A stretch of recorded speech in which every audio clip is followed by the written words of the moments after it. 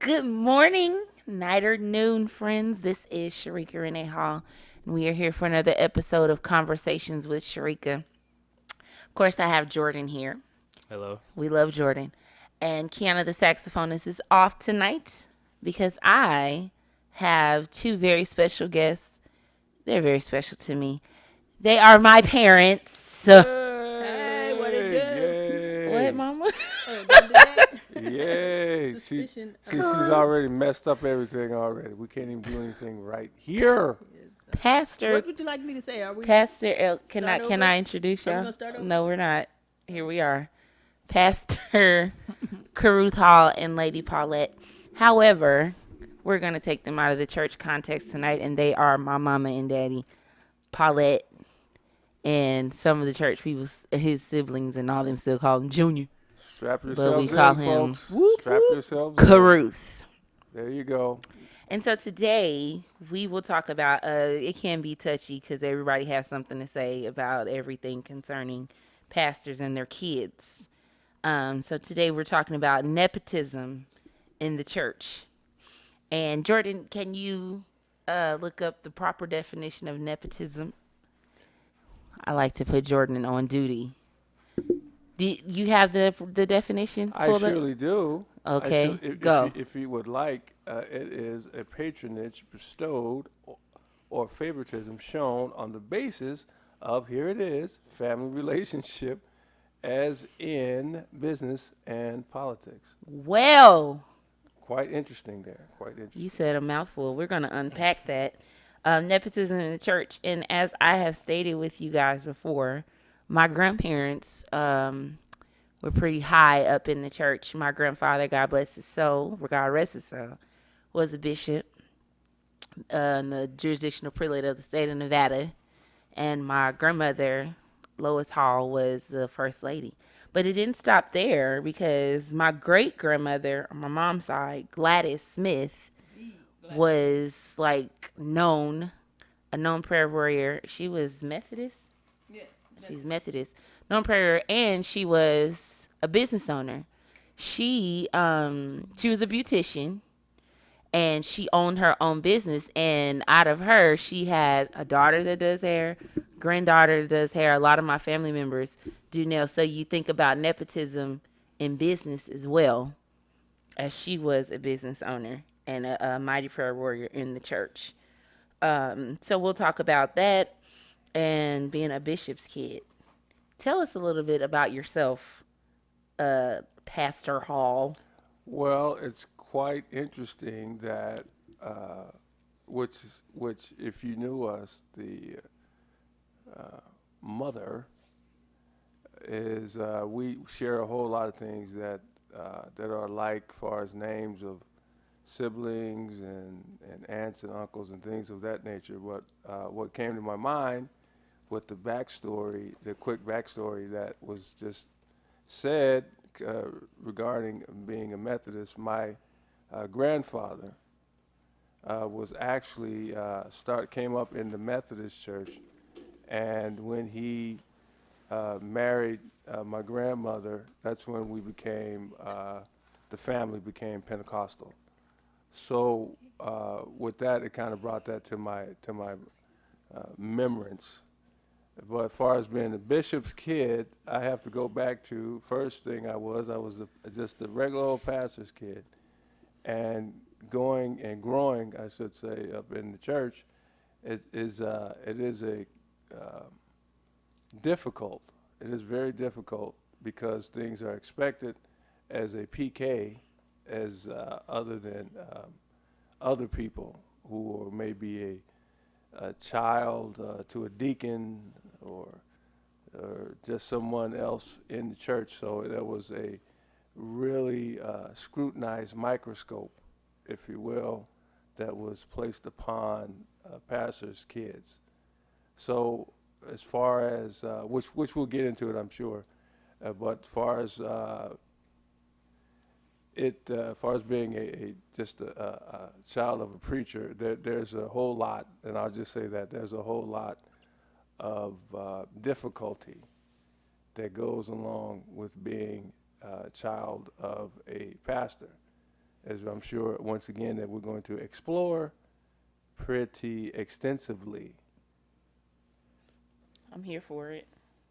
I'm Mama. glad you are. Yes. Yes. Mama, give us a little background about y'all. This is I come from really good stock, y'all. My grandparents, my parents, my great grandparents, and I'm really excited that they are here on this show so that y'all can see a little bit about me. My personality derives a little bit of my personality derives from my mama. Saying whatever. Here she is. Paulette, let's give her a hand. Cause she dancing. I'm going to refrain from that because it would bloat her head. Oops. Bloat her head. Pretty large. Hello, everybody. Pretty I am. big. She talking. I'm sorry. Did I cut you off? Okay, You go did. ahead. Go ahead. But you do that. Yeah. But that's okay. Here we are. Yeah. Hello. But go everybody. ahead. Go ahead. I don't Oh. want to cut you off or anything like that. Go ahead. Go ahead. You can go now. Jordan, let me know when I can go. You can go. Thank you, Jordan. This is my show, though. But we know Jordan. Jordan's production management. Yes, thank you, Jordan. I am Paulette Eason-Hall, and I'll wait. Jokes, y'all. Jokes. Go. Okay, go. You got it. Woman, if you don't go, All right. I am Paulette Eason-Hall, mother of Cherekia, like she said, mother of Jordan. And I'm born and raised here in Las Vegas. The Gladys Smith was my grandmother and a great evangelist in the state of Nevada, well-known business owner, like Cherekia said. And she was also affiliated with Bishop and Mother Hall. that's right. They were prayer warriors together, and she came over a lot to worship with them. And our affiliation came from that. Yes. History. Zion United Methodist Church was originally 911 G Street. Yes, it was. Yes, it was. That is right, Then, that's yes, right. yes, hello. And then when they bought the bigger church over on Revere Street, Pastor gave the church or sold the church to Bishop Hall. Yes. So history. Yeah, isn't that funny how Which the pastor just was Reverend Bennett. Yes. Yeah. 6 degrees of separation. that's so true. God rest his soul as well. If I could quickly add to that story, because it is pretty unique. I would say unique in the way of being a blessing from the Lord. That Pastor Bennett, Reverend Bennett, actually saw my mother in the grocery store and asked her, "Were we still looking? Was my father in St. Paul looking for a church at that time?" And he offered to sell the building, as Paulette just said, to St. Paul. So it's funny how the Lord will put you in the right place at the right time for a blessing. That's the extent of my preaching on today. Go ahead. Yes. We grew up at St. Paul on the infamous corner of 911 and G Street. The church was popular for not just the anointing and the preaching that went forth, but I'm a choir baby, so I grew up with the choir, Greater St. Paul concert choir, very popular around the city. And that's where we had our first Sunday night musicals, which was very popular around that time. And that's where my Meemaw played a heavy hand in that, because she could play, she was a musician, singer, all those things. So a lot happened on that corner, 911G. And is it funny how all those dots connect, how Zion Methodist had the church, and then St. Paul had it, and then Bishop and Mother, and how my grandma Gladys knew them. That's actually news to me, because I figured that they were connected in the faith community, but not necessarily like connected, like affiliated with each other. Yes. Like, I figured they just knew each other because y'all was married and stuff. Nope. And she was one of the originators of the Pentecostal prayer band. Really? Yes. Grandma Yes, Gladys? Yes, Gladys. Yes. Yes. Well, see, I'm telling y'all, I come from some really, really good stock. Yes, you do. Yes. So I don't have a choice but to be successful in ministry. I am declaring that we all are All right. successful You better in ministry. decree and declare. Decree and declare. So know your family's history and tap into it. I am. It's important that you know your family's history because a lot of things come from your family history. It is not unusual for us. You see how we all come together, 6 degrees of separation. My parents went to school with Pastor Hall's brothers and sisters. Just 6 degrees of, excuse me, And, he's the, and yeah. her He's the oldest, only boy. her And my, oldest, yes, go old- ahead. if I can, because it just popped into my head. Her oldest, which is the older brother, Uncle Junior. Uncle Junior, Yes, Sylvester Sylvester. Smith, Yes, actually dated my oldest sister, Harriet. yes. So, yes. Crazy. so it's funny how things wind up. It is funny how things wind up, and it's so funny how small Vegas is. Yes, it It's is. a small, big city. And then the funny story for Paulette and Carruth, my aunt Angela and Uncle Carl were members of St. Paul. And one Friday evening, they came home, and I was there, and I was kicked back doing whatever I do. And they were like, Paulette, we got somebody who's going to put you in check. You need to come meet him. And I put you in check. Put me in check, girl. We was just Kickback. teenagers. And I was like, okay, I'll go say. And here we are. Dang. Jordan, Yes. she said, kick back. Kick back, doing what I do. Yes. It's a shame ain't no more love connections in church like it used to be. So ain't nobody married. Here we are. Wow, that sounds like another topic. How That's fun, another how topic fun. right there. Right. Why aren't you married? Rim Oh, okay. ching, if All I had right. the sound effects. Rim ching. So let's unpack this nepotism in the church. One question that I would have for my daddy and also my mama, you were married into the whole clan. What was or even with Grandma Gladys Yes. being her granddaughter, Uh-huh. and maybe you can speak from the 12. That's my granny and her siblings. Like what was so hard about being a pastor's kid? Or like to my daddy, what was so hard about being a pastor's kid, and what would you say if we could ask Granny what was hard about being the child of somebody so great and powerful in ministry? Because so many times people feel like pastors' kids should act and look a certain way. Right. From your perspective, from your point of view, because people rarely ask us how we feel. We're PKs too, me and Jordan.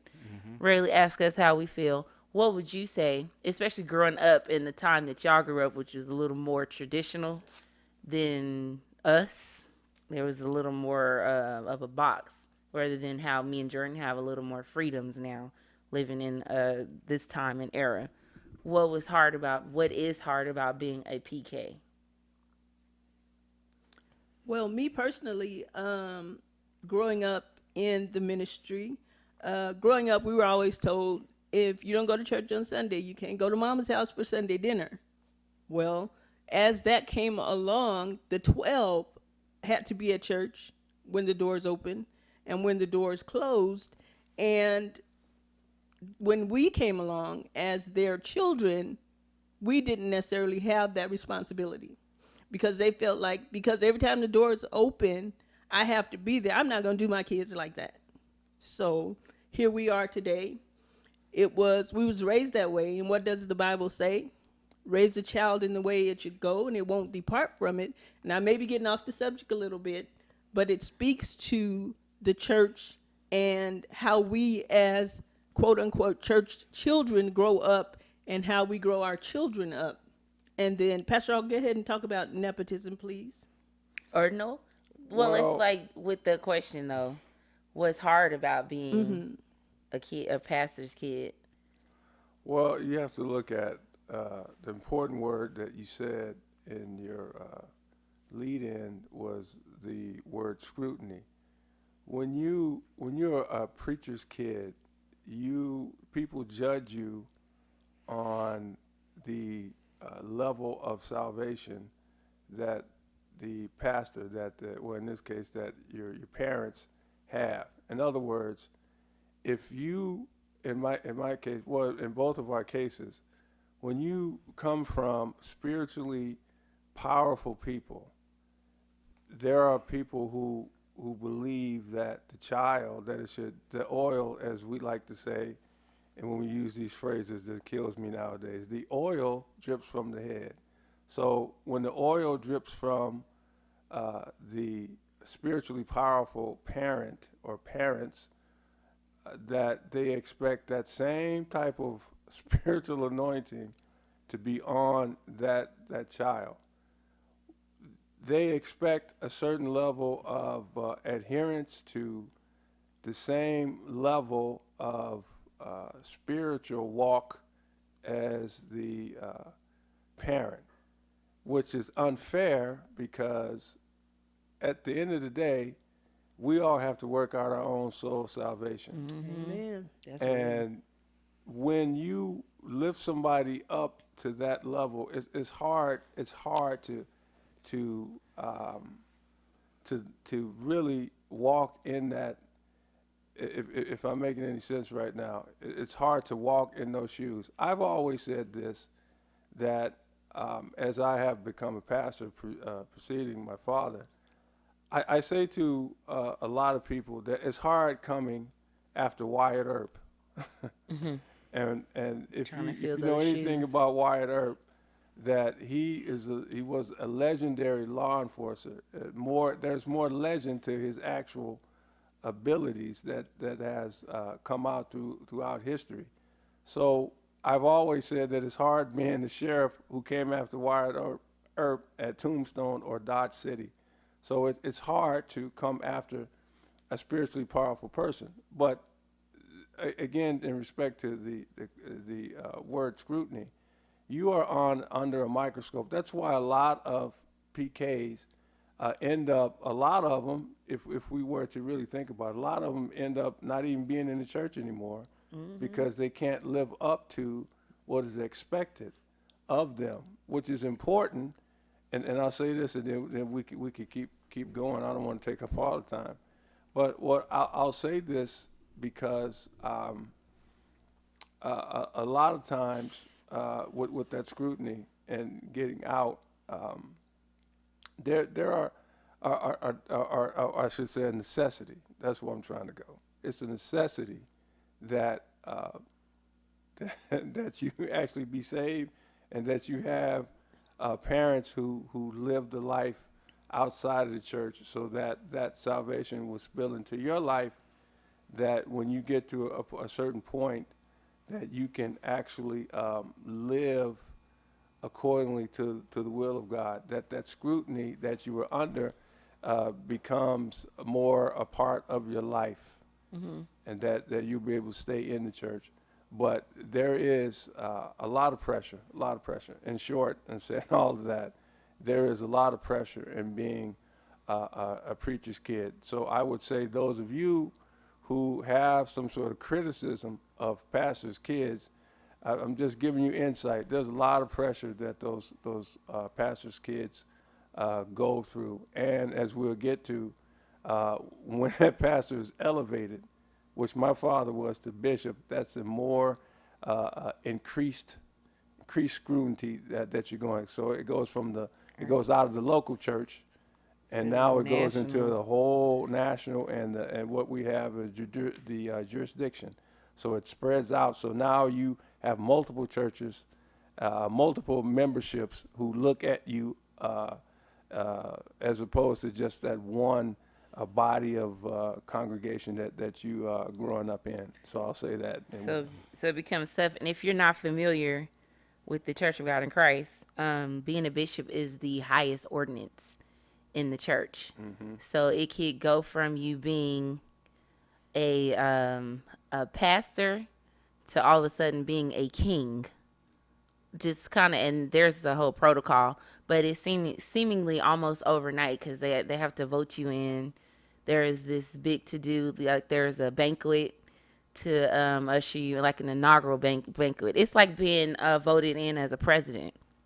It's a lot to it, and it's a shame that because that person is elevated, the children sometimes are held to the same standard and accountability as that person when that's not even their call or their gift, which leads me into like should first family members be obligated to work in the church just because their parents are so high up in ministry.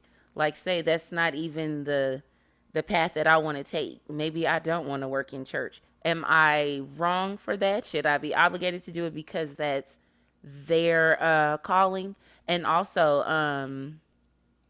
to those that don't want to be in church anymore, or maybe live a life that's not seemingly of God. Some people may not be saved, but their parents are pastors and things like that. Does it take away from their pastor or from their parents' call or their gift?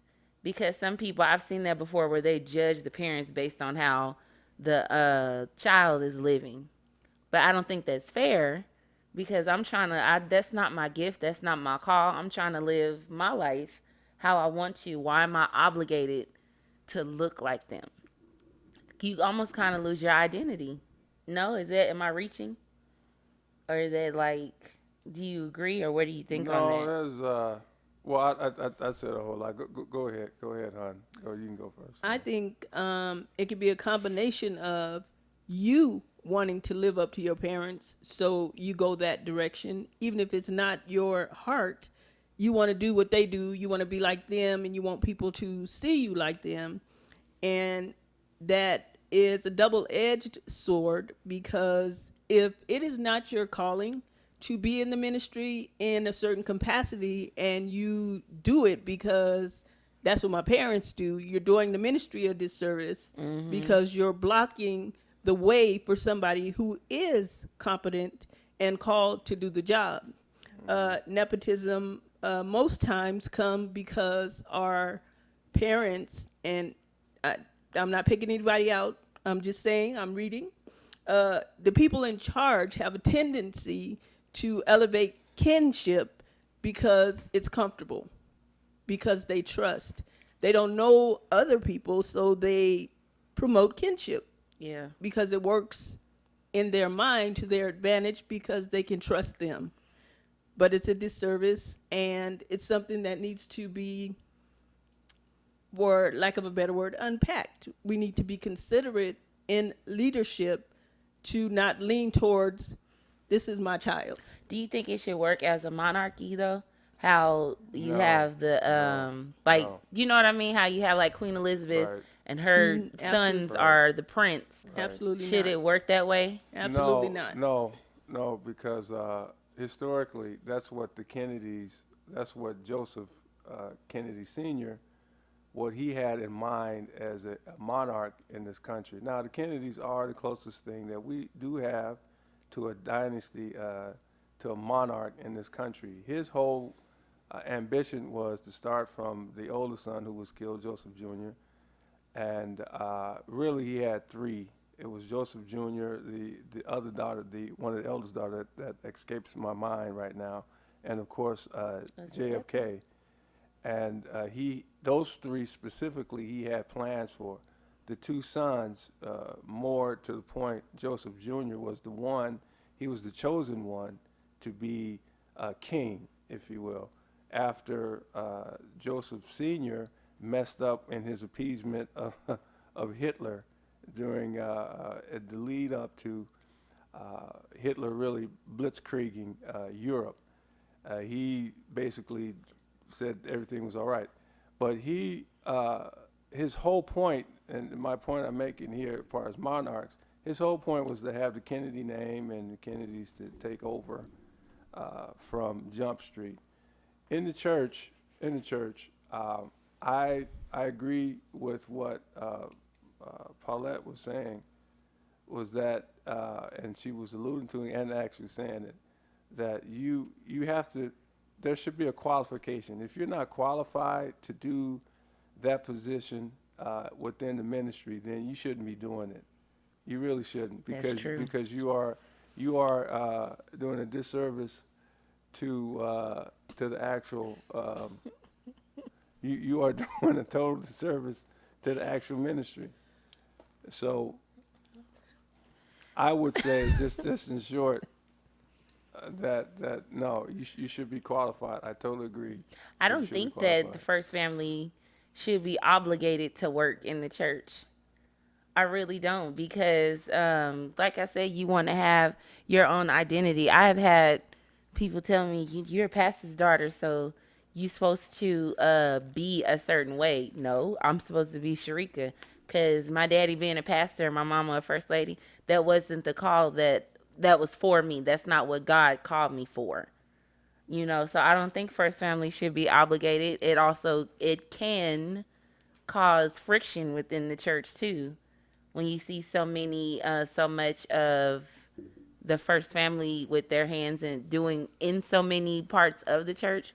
It can have the tendency to cause problems that will go back to nepotism. Oh, you only, and then that goes to people questioning people's anointing too. Yes. You're only up there because your daddy this and that. You don't have, and people think that they can just gauge folks' oil. That wears me thin. Right. You Right. don't have no oil. You only up there because your daddy is this and that, or your grandfather is this or that person, your grandmother was that person. That's why I don't think we should be obligated. I think it should be a choice, just to avoid that whole argument or Well, and, conversation. just to tap into the history, and those of you who don't know may have My daddy's a surmised. history buff. I love it.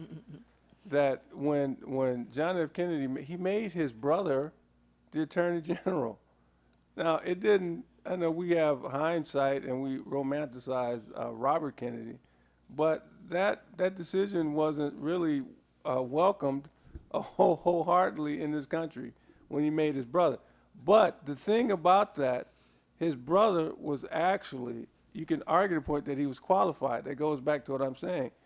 Into the church, you have to be qualified. I have, as a pastor, a mentor that really has been an inspiration to me. He did not allow his daughter to be over the financial department at his church until she got her degree.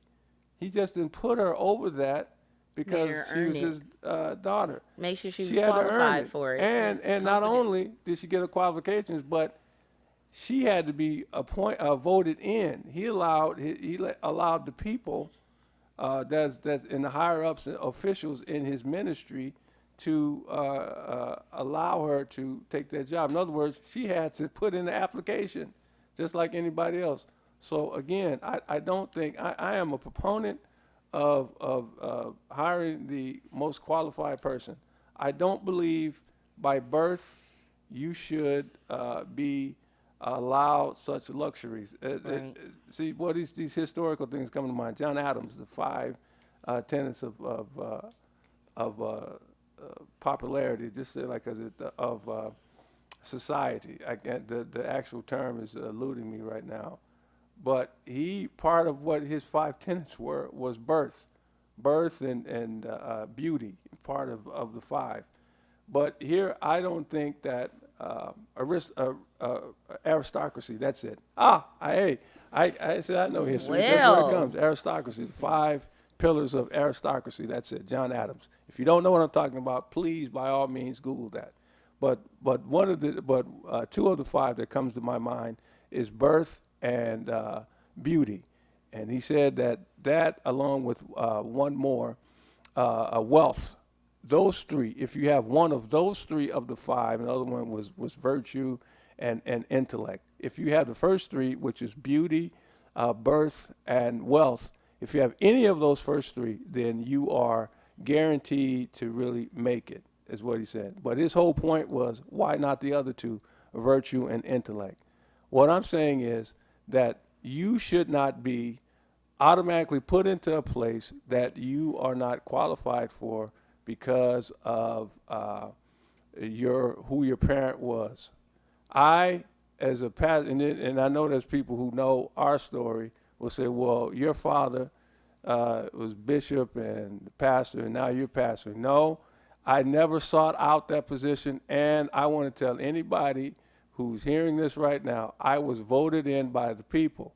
I was not given that. I was voted in by the people for the position that I now hold as pastor. I didn't seek it. I didn't even want it, but it was given to me. The Lord had to really deal with me concerning pastoring, but it was something that I was voted into. So it was not given and said that you are Pastor Carruth Hall Senior son, therefore you should pastor. So again, just to said all that to say this, I don't believe that you should be handed something because of birth. No, because and then that sparks a conflict of interest too in church when you have so many family members working in areas of administration, especially finances, that can spark a conflict of interest. And we just have to be so careful with things dealing with the church, especially like pastors' kids. And I always wondered, like, why is it that if a another double standard, if a pastor's kid does something, um, why is that highlighted more so than a lay member doing something? For example, having kids and they're not married yet. Why is that a big? Why would that be a bigger issue for a pastor's kid opposed to a lay member? Like why are we held to such a high standard, or why aren't we allowed to make mistakes? And if we do make a mistake, it's like the end all be all, and now it's a bad reflection on our parents, and now the church thinks our parents are terrible and wicked because you can't keep your kids in order. You know what I mean? I know how people, that's how some people think. And wicked might be a stretch, but Well, I I'm will say extra. I will say this: it is an issue because the leader is speaking on a heightened platform, looking down on the members, and I'm trying to give you all a visual, telling people this is what you need to do. This is how you need to live. And your kids live in your house, and they're not doing it. That is what makes it more egregious than your lay members doing it. Because how dare you tell me what to do, and you can't even keep your own kids in check. Right. So that's why it would be more egregious than a lay member. Exactly. But if we can even go that far, if I am the shepherd of this church as a pastor and you all are my sheep, if we can look at it like that, aren't you all my children? Am I not everybody's covering? So shouldn't it be like a blanketed thought process? If I'm like leading and covering you all, including my children, this should be blanketed. You should look at them, their sin, whatever they do wrong, it should be viewed the same as your child. If you are trusting me to be your shepherd, your covering, and your flock within the church walls. In a perfect world, Right. it would be that Right. way. Right. But remember and keep in mind, you put yourselves in the shoes of your lay members again, and you trying to tell me how to live my life, and you're trying to correct me or redirect me, and your kids live in the same house with you, and they're not doing any better. Help me understand that, Pastor.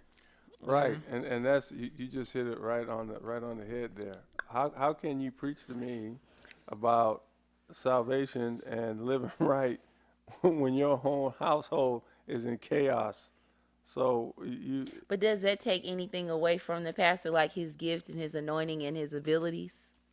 And then that goes back to, we all have to work out our own soul salvation. Yeah. So that pastor, although he's your leader, he's human just like you're human. So then you have to give him or provide him, extend to him the same grace that you want extended to you. And why do we dehumanize our pastors and their kids? Right. Like, why do we dehumanize a bishop? Like, why are they looked at almost? And we have to be careful with that as believers. We almost dipping into idolatry a little bit, because you looking at them almost as like you holding them on this high pedestal, and that goes you don't back dehumanize to them. Visual. They are elevated. We elevate them on these platforms, and we have them above us. And that will share with Pastor Hall somebody's perspective. You have them elevated above you on these platforms, and they're looking down on you, and it could be a psychological thing, so that they are better than me. They should be better than me. They shouldn't do the things I do because they're elevated, and they're not like me in this low form. They are elevated above me, so I expect more from them, and they don't have a right to be like me because they're elevated.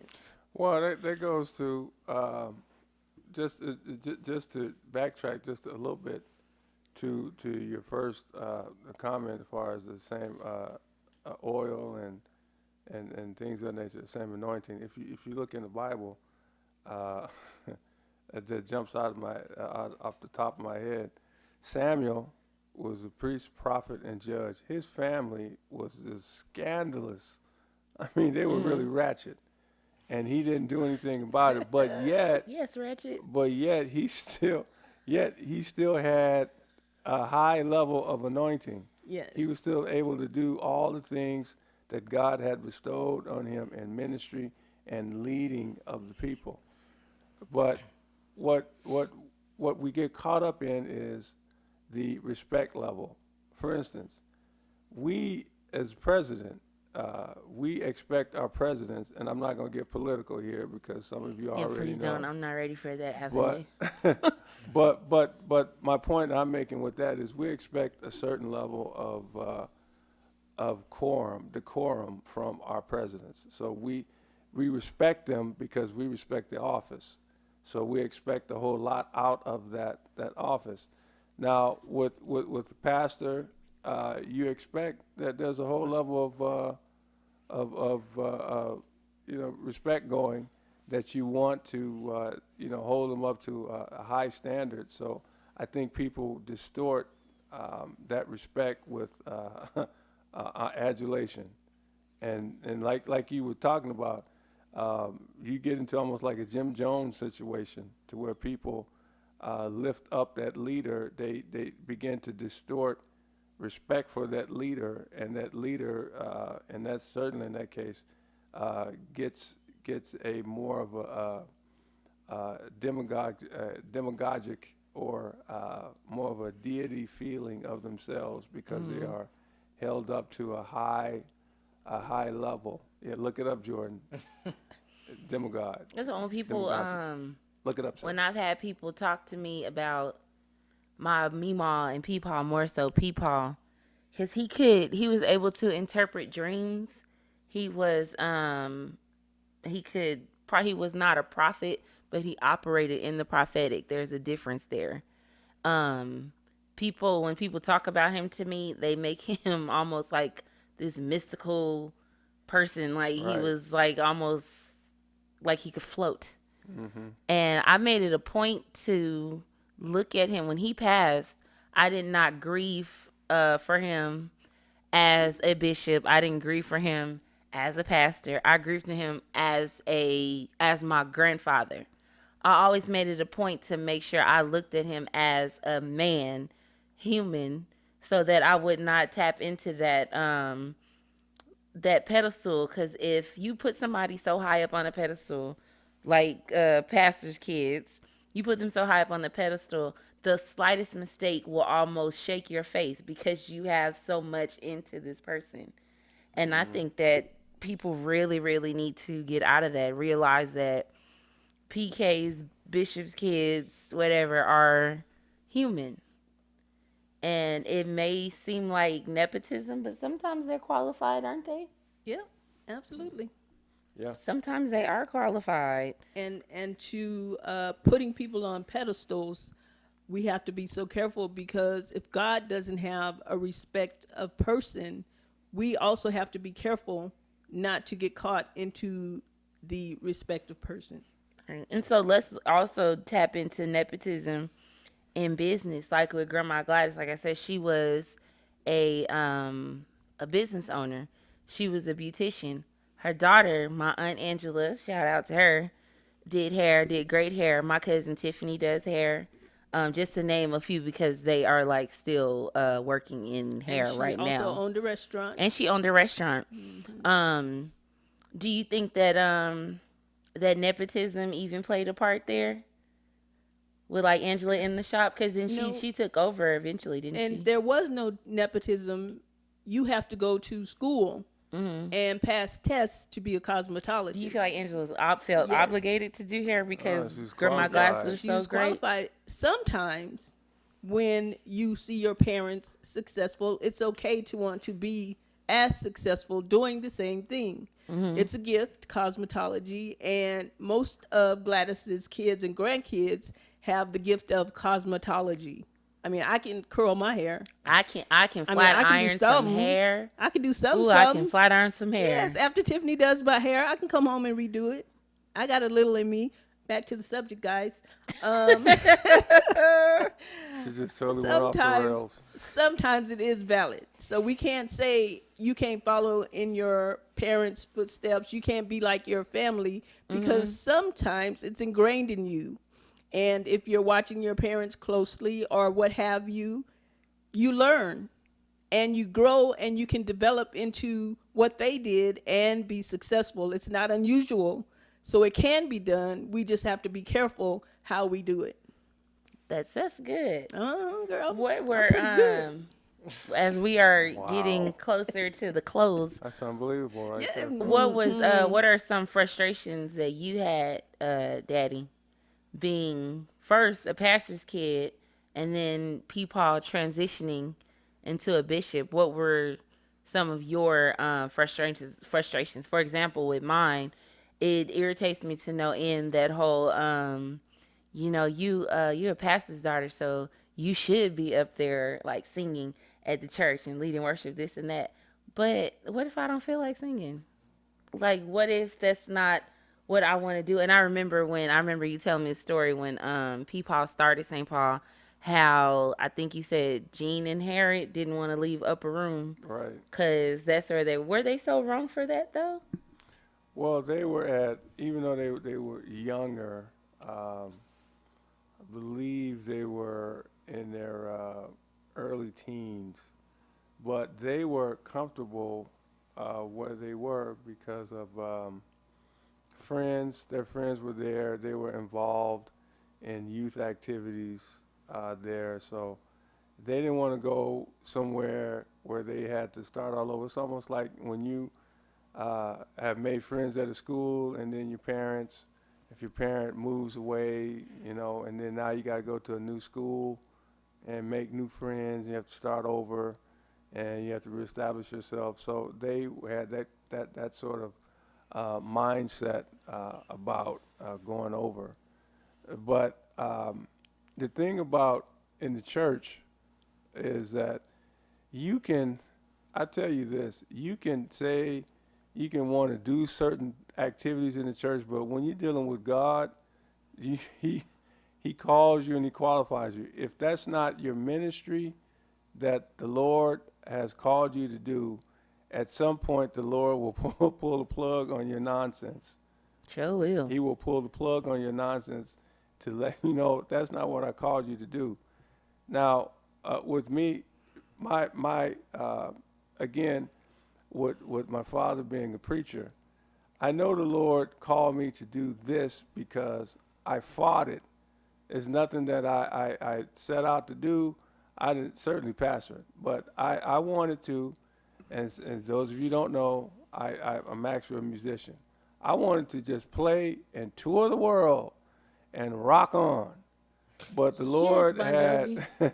but the Lord, yes, and living on a prayer, on a still horse I ride, Yes, wanted, dead or alive. Oh, I can go on with that. I'm here for it. But I wanted to do all that stuff, and I see friends of mine who've made it in the music business, and even when I look at people who play and do all it for a living, it comes to my mind, and I ask the Lord, why didn't you allow me to do that?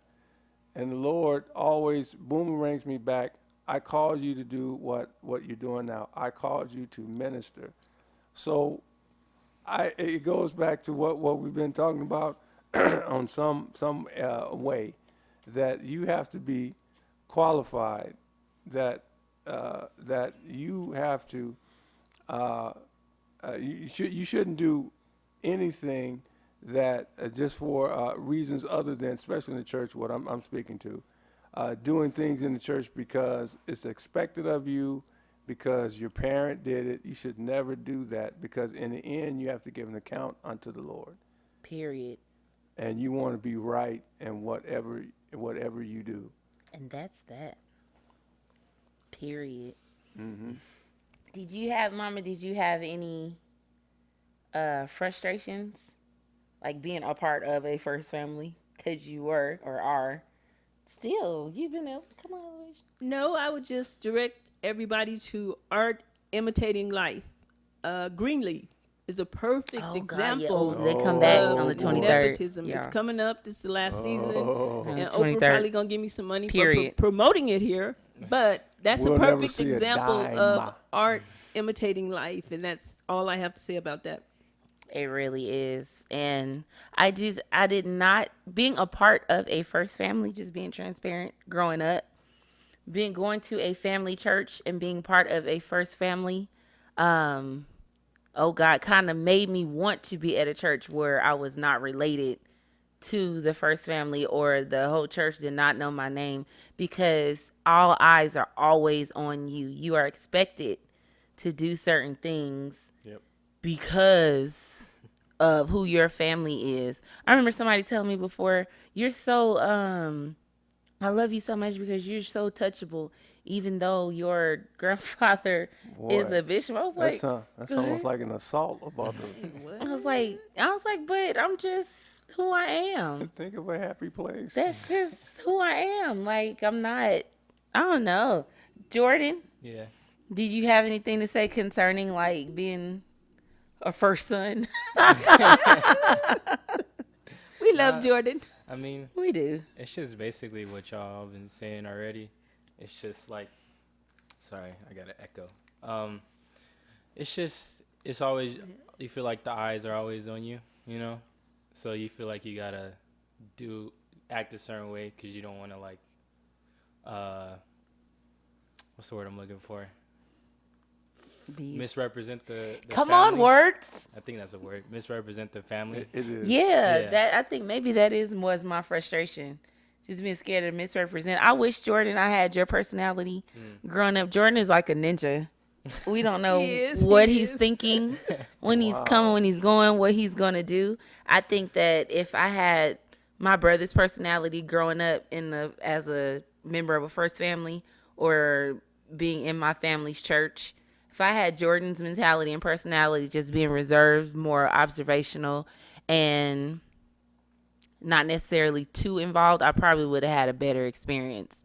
But as the Lord would have it, I have many gifts and he uses me, and He uses I her. have this creative, I am a creative, have this creative personality where sometimes I enjoy being in things. So I think it's healthy for me to visit my daddy's church and not be so involved because I don't want to be overwhelmed by that, by my childhood experiences, because I'm not a grandchild. I'm in the forefront. I'm actually his child. Does that make sense? Yes. Yes. This was good. This is Sure really good, was. friends. Did you Sure guys have Well, any I last words? I would like to say He's a preacher, so he probably gonna close like 10 times. So Yeah. we'll wait. no. I'm just going. This is my first. I mean, no. I just want to say that, and I want it to be known that a church is not a family business. I want first to say that it's That's not good. a family business, and it shouldn't be viewed as a family business. You are doing the work of the Lord, and whomever the Lord puts into those positions, He certainly qualifies. But I want it to be said, and I certainly want to be on record as I'm saying this, and a lot of things are coming to my mind. But nevertheless, the church is not a family business.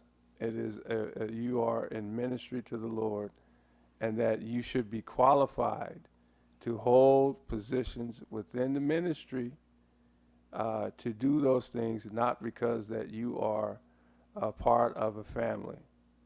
And that's something um, and I'll say this, that's something that either is rooted out at the get-go, or the Lord is going to root it out. I'll just leave it at that. That's really good. Mommy, you have any last words? No, I'll just say Uh-oh. thank you all for hearing us. We had a good time. We love you, and God bless you.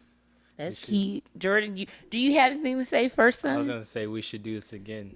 with all four of us. We should. I'm pretty sure there'll be a part 2 because I'm pretty sure there's some more to talk about. But listeners, go easy on your pastor's kids Please do. And the Go- pastor's wife. and the pastor, especially Definitely. please do not, y'all. Please don't forget your first ladies.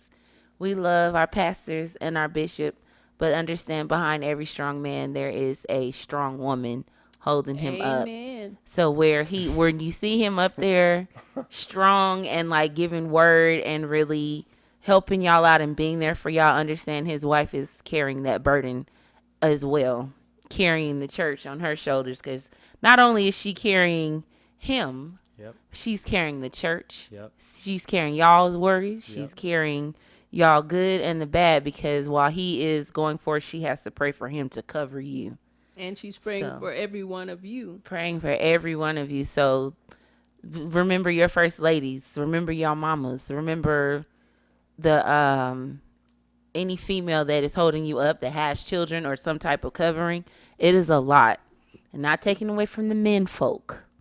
However, so many times first ladies are forgotten in the fold. So especially those that have more of a mild demeanor and not very flamboyant, if I can say. Some of them are reserved, so remember them too as intercessors for sure. Yes. So go easy on the first family. Nepotism is not always the case. Some of them actually are qualified to be in the positions that they have. And if you have a problem, what does the Bible say? And you can correct me on that. Go to that person, Him only. him and him alone, and don't make it a whole thing. Here we And are. then if it's not successful, bring a witness. 2 or 3. Yes. Bring a witness. But first, go to him and him alone. Above all else, keep in mind that your pastor, the first lady, their kids, the first family, are human. Stop holding them to these what's the words I'm looking for? Stop holding them. Standards that are not Right. acceptable or not Exactly. realistic. Yes, sir, that's what I'm Yeah, looking yeah, for. yeah. Stop holding them to unrealistic standards that you're not even holding yourself to. Right. That's not fair. It's a double standard, and let's just knock it off, friends. Again, That's cute. Sherry, Period. everybody. Period. Understand that we are all in the same boat, in the same race, running toward the same finish line, and that is to hear the Lord say, "Well done, thy good and faithful servant." I liked it how Dr. Naida Parson put it at my Meemaw's, her first celebration of life. She had to. Her first celebration of life. We want to hear the Lord say, "Well done," not, "Oh, well." You know, you don't want him to question your good doings and what you were doing here, and him not knowing your name because you didn't like what the first family was doing, if we can stay on topic. So let's all stay in the same boat, in the same race, toward the same finish line. Let's all get to heaven together, friends. Amen. And so Amen. that has been all for this episode. This was our longer episode, and I think it was good content. So until next time, it was great talking with you, friends. Bye.